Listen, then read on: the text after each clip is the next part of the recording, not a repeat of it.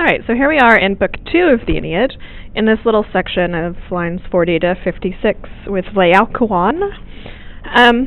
We just finished 44 in class, so just to catch up to speed, Laocoon has run down to the beach where all the Trojans are standing, looking at the horse, and they're all amazed and happy and think it's a great thing. Laocoon thinks it's madness, insomnia, and he believes that the enemy have not left, right, the Greeks, and asks them if they think that the Greeks give gifts without treachery, which they're not doing at this point. So we are in line 45. Aut hoc inclusi ligno acul tantor archivi. So just in the previous line, 44, we saw Danaum, which is Danaorum, is another word for the Greeks. So is archivi. They are sort of a kind of Greek. So these are just other words for Greeks, kind of like the Tukri. This is one way that, of course, we can see that Virgil's writing for a very educated audience that would know all of these different names for the Greeks. It's also a way that he can keep from sounding too repetitive. Instead of saying, Greek gifts, Greek people, Greek horses, he can give a little bit of change to the words, and so it doesn't sound so repetitive and boring. You'll notice that the beginning of line 46 also starts with an out. So two outs, or in English we say either this or that. It's one of those coordinating conjunctions that in Latin it's the same word, but in English it's different. So like et is both and, out is either this or that. So either, the way this line is set up, the hoc is a long O, and then the O in ligno is also a long O, and those tell us that these are ablatives, and then inclusi and archivi are both nominative plural. So when you see that the word order, the words aren't next to each other that match, it's always nice to check to make sure if they are like a chiasmus or an interlocked word order. So hoc and ligno, including archivi, would be A, B, A, B. So it's a nice interlocked word order there.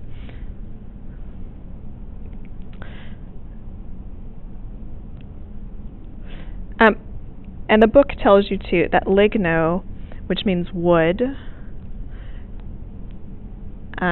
is a metonymy for the horse. I think it's interesting to look at the notes and to analyze the notes, so you can tell that I really like analyzing literature and stuff. The notes have, in this section, given us a lot of rhetorical devices. So the book tells us in line 45 there's a metonymy. Later in, line 50, it tells us there's an interlocked word order. So you can kind of see whoever wrote these notes thought that rhetorical devices are more important than maybe some grammar.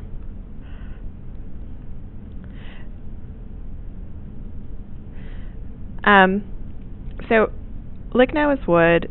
Inclusi is those cluse words like we were talking about. I can't remember in another class. It means to be closed. So inclusi means closed in or confined, like enclosed. Acul tantor, really the base of this word is cultare or cul tantor. We get the word cult from this word, and also the word occult, which you can see with the prefix on it. The occult are things like magic and wizards and Satan worship and stuff like that. And a cult is a group of people who follow some sort of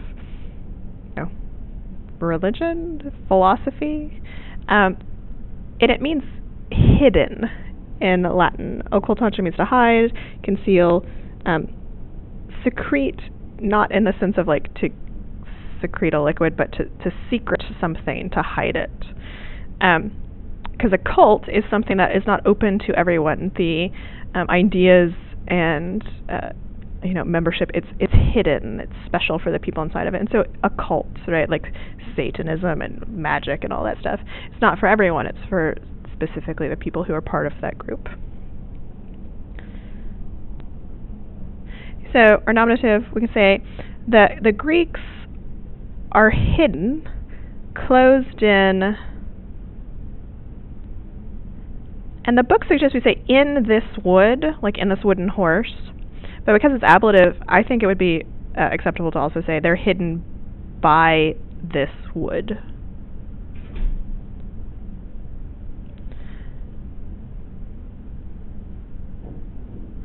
You can also, because there's lots of ways to translate things, right?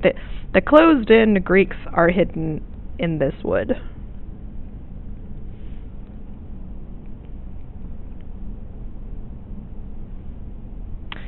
And then the wood means like the wooden horse, the horse that's made out of wood. So that would be metonymy. You don't say the thing you mean, but you say something that's really closely related.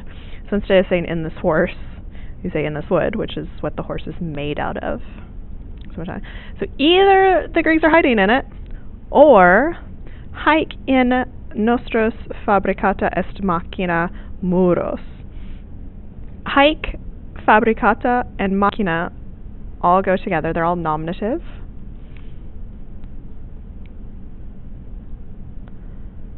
And then nostros and muros go together. We're out there. So if you start with nostros, it would go A, B, then you skip over est. Machina's B, A for muros. So here's a little chiasmus.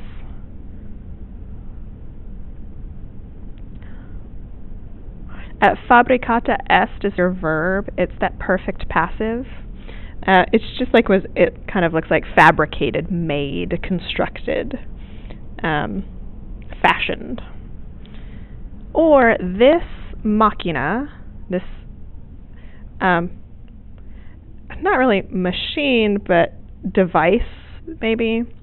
A machina is basically anything with moving parts, so probably it's on wheels or something like that. Or this device was made in nostros muros, which sounds like in our walls, but in plus the accusative, which normally means into, can also mean against, which is a good thing to remember, especially when you're talking about war. When you fight against someone, the preposition would be in and the accusative. So it was made sort of against our walls,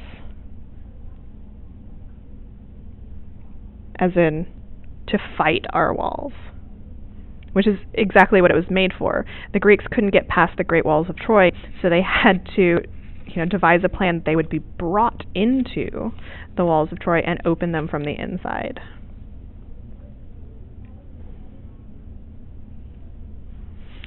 In spectura domos venturaque de super urbi. So you'll notice in spectura and ventura are both future participles with the like future. And these are used to show purpose, which is an unusual use of future participles, but can be done because it is being done, so we can't say it can't be done. So here's our que to put them together. So in spectura domos and ventura de super urbi. So you might just translate them. In English, we use purpose to say to. To, in spectura, to look into our domos, our homes.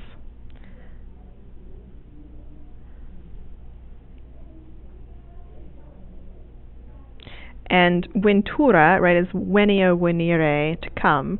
And to come, de super, we've just seen, it was on the test, right, they climbed the hill, and the hill was hanging over the city and looking at the opposite citadels down from above. And so that's what de super. De is down, and super is like from above.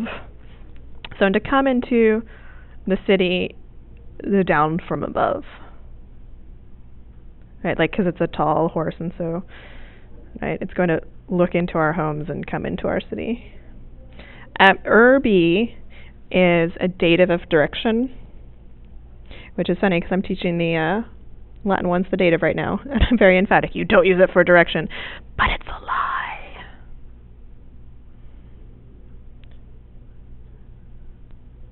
Okay. And then we have another out, which is fine. Either this or that, or aliquis latat error. Error usually means, just like it sounds, an error or a mistake. It doesn't make sense here. In the book, it gives us deceit and trick for error, so you'd have to go with one of them. Aliquis is just the word some, right? Some error, some trick, some deceit. Latet. Lateo latere is to hide. So some trick is hiding.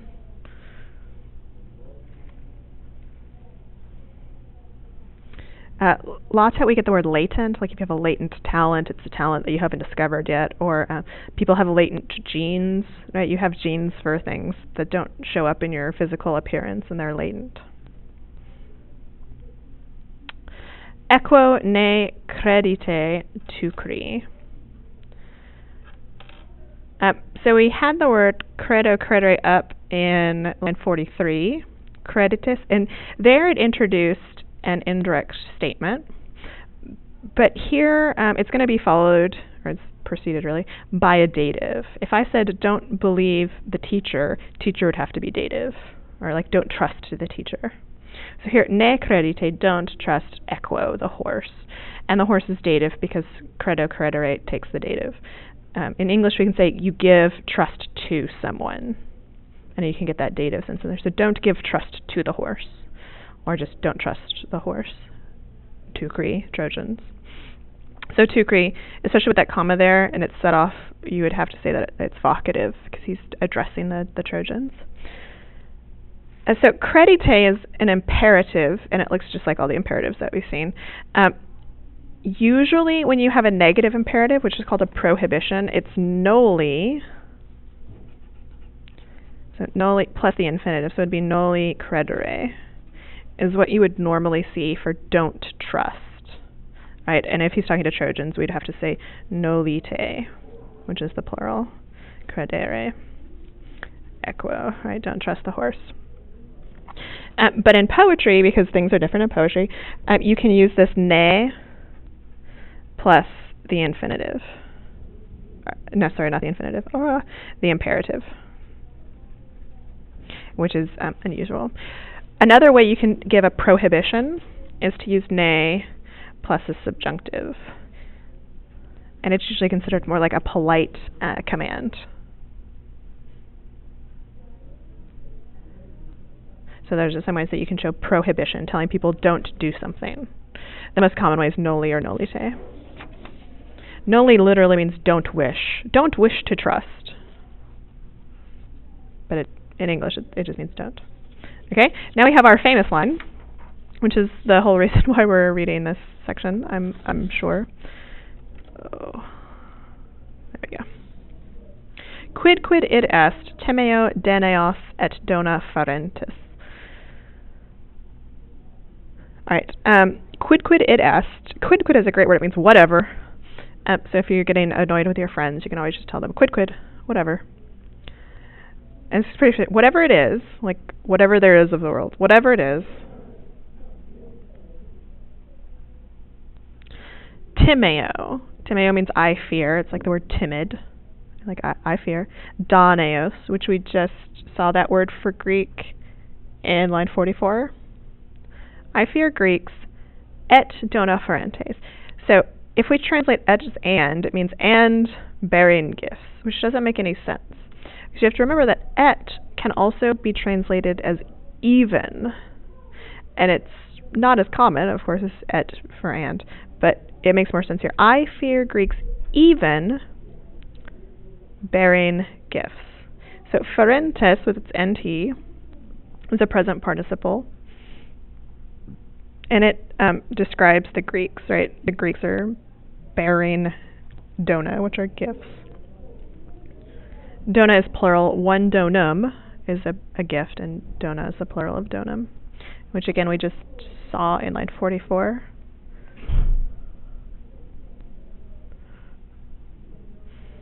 All right, and that's a famous phrase. It's kind of an idiom in English now. Fear Greeks bearing gifts is what we say, which means if an enemy suddenly turns friendly and gives you something, you should probably be suspicious because it may lead to your downfall, which in fact it will for the Trojans. Thus, sic fatus validis ingentem viribus hastam in latus inque feri curvum compagibus album contorsit. Okay, all that's one sentence. Sic fatus, thus, like having spoken in this way, or fatus is our speaking word. There's no nominatives here, so we can start with our verb, contorsit. Contorsit means to hurl. It says twirl. Here, it's hurl. He hurled, and then we can go back up to line 50. And ingentem hostam with validis viribus. A hosta is a spear, and that's a good word to know, just generally, of your weapons. So an ingentem hostam is he hurled a huge spear, validis viribus, with great strength.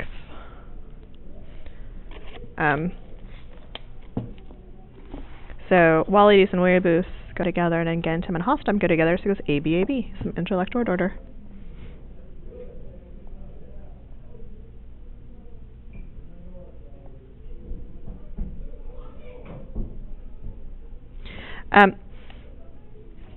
Viribus, there's a little note here too that it's the word strength and not man, with, not wir.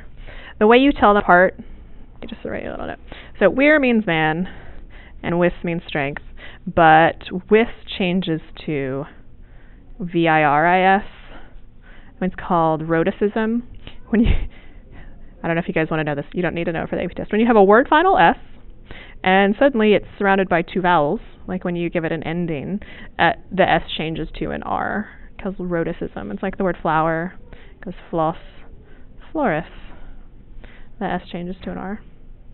Or it's also why, this is my favorite example in English, Elvis is a male name, and Elvira is the female name. Because S's that are word final can be S, but when they're surrounded by two vowels, they become an R. It's a thing.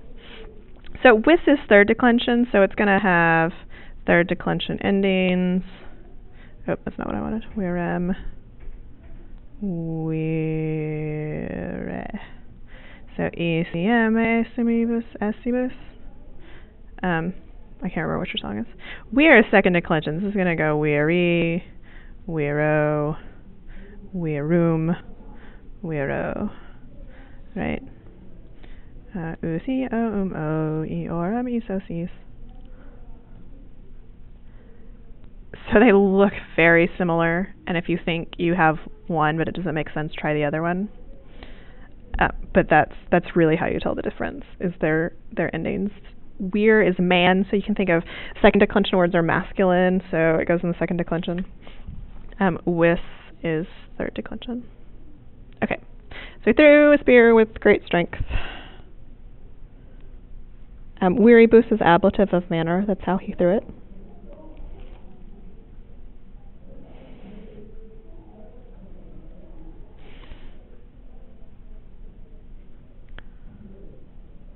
Alright.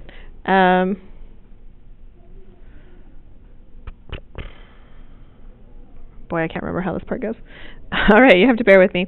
In latus means in the side. Latus is a neuter third declension. It goes latus, lateris. So the plural of latus is latera. So you have like lateral, which means off to the side. Right, your lats are your muscles on the side. So on the side, and in fairy. Okay, in must go with Kerwam and album. I really don't remember how this goes. I'm so sorry, guys. Kerwam is, looking at my book,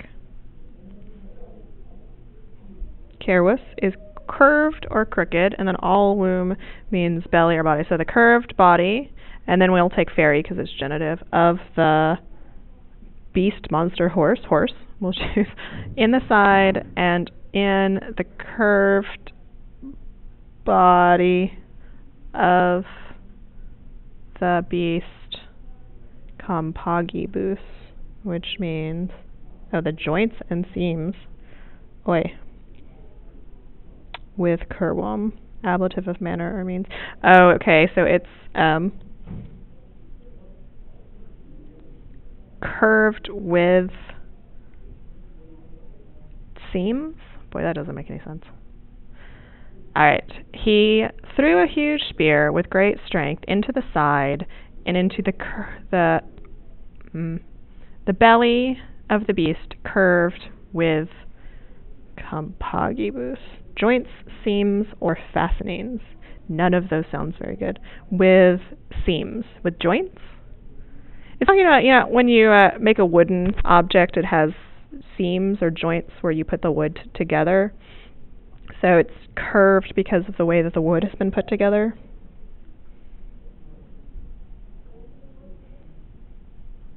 Yeah, that doesn't sound very nice. It's English. English is bad. All right. Stetit illa tremens. Illa refers back to the hosta way up in line 50. They're both feminine. So that spear, right? Stetit tremens. It stood shaking. Stetit's from sto, stare, steti, status. And then tremens with its ns tells us its present participle. Uteroque, that scared me, it's the bell. Recurso insonuere cavai gemetumque dedere cavernae. Uteroque recuso is an ablative absolute with causal force. Ablative absolutes can be translated a number of different ways. So the book telling us that a causal force, we should probably start with because the noun had been verbed. So that's the cause. So it stood there, that thing stood trembling, shaking. And because in an utero, it's like the word uterus, it's like the womb or belly. Because the womb sounds weird. Because the womb had been struck. The cuso part is like percussion. And it means to hit, like percussion instruments. But recuso, it's like it's been struck back, kind of like an echo. So because the belly had been struck. Now here we have two of these, like on the test, things that look like they're infinitives, but they are in fact perfect third person plural verbs. They're just an alternate form. So insonno, where are my notes? Insonno, it goes insonno, insonare. Just 1 second.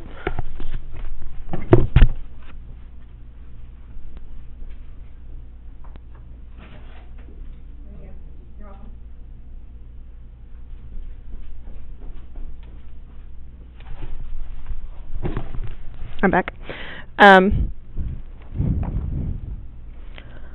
Okay. It goes insono, insonare, insonui. You can kind of see that word for sound in there. So if it were infinitive, it'd be insonare, to resound, to echo. But we're going to use the third principal part, and that's why it has that U in there. Insonu. And then it's a long ERE, which is just used instead of the erunt.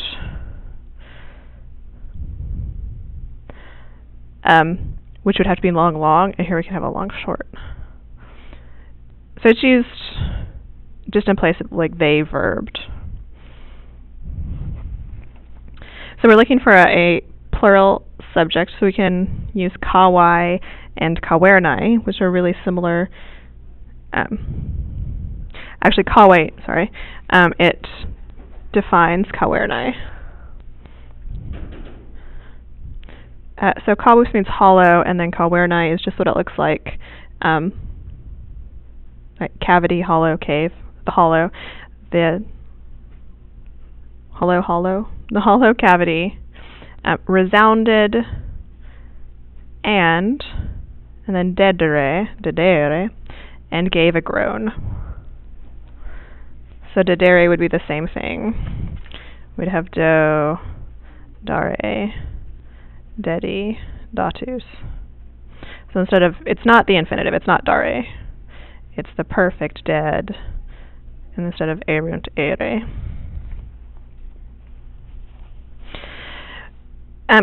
So this line tells us that they should have known it was hollow, right? They should have been suspicious. And Aeneas is going to make this contrary to fact statement. If we had known, if we had understood, that, really they should have known. And there's a story, I forget where, it's not, I don't think it's in the Aeneid, I can't remember, about Helen, who was stolen from the Greeks, and she's the whole reason for the war. She's with the Trojans. They have her walk around the horse imitating the voices of the wives of the men they think might be inside, if that makes sense. So Odysseus' wife is Penelope, and they have her pretend to be Penelope to try to provoke a reaction for the men inside the horse. Et si fata deum siemens non laeva fuisset. So here's our contrary to fact statement that starts with a C, if. Do you sell some candy canes? I went to see if Mr. Sears still in the room, but there's Oh. And if the fata deum is really deorum, of the gods,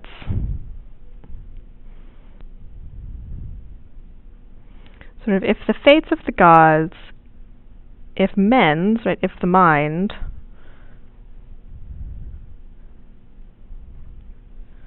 non laeva fuisset, if it had not been laeva, unfavorable, it's sort of like the mind of the gods, you can understand. So if they had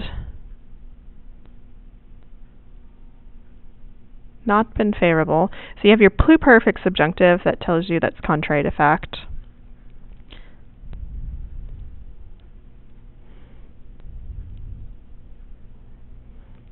If they had not been hostile, right, but they were hostile, so the stuff didn't happen.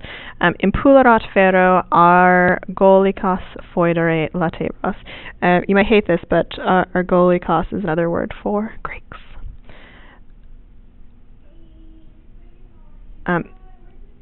Impulerat is straight up pluperfect instead of pluperfect subjunctive. But you can translate them in the same way. It had struck, impelled, and there's an understood us. Right? And the book says there's an understood lealkoan too. Lealkoan sort of had compelled us to do something if the fates of the gods hadn't been hostile to this idea. So it's kind of stating this as a fact, even though it didn't happen. He had struck, or he had impelled us to foedere, to, it's kind of really a negative word, to befoul or defile, mar or mangle, foedo. I like to mar. He had impelled us to mar the argolikos, the Greek latebras, sort of hiding places, lairs. And it's from that same, latet, meant to hide, the verb, so latebras are places to hide. And then pharaoh is just an ablative, means with iron, which we've seen before is metonymy for a sword. Right, to take swords to the hiding places of the Greeks, basically.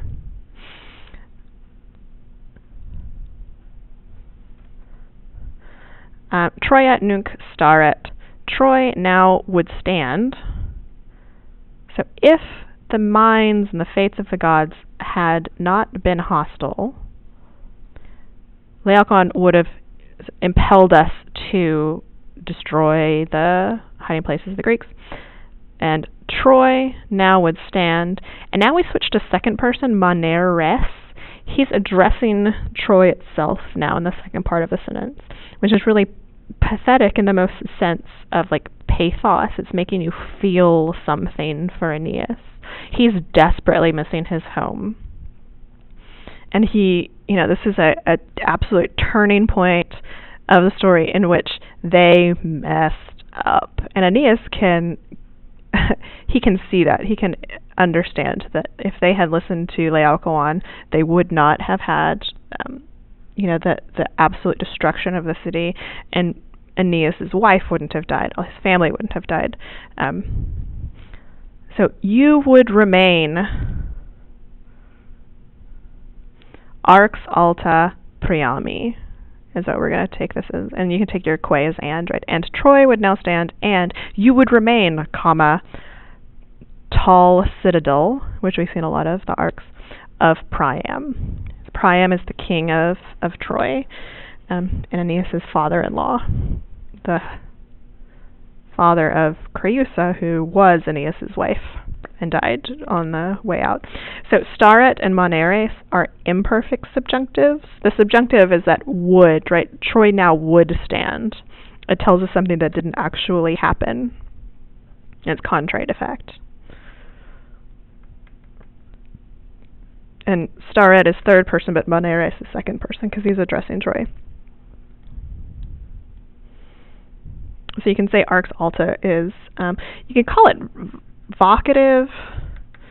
I don't know, you might stand, comma, tall citadel of Priam.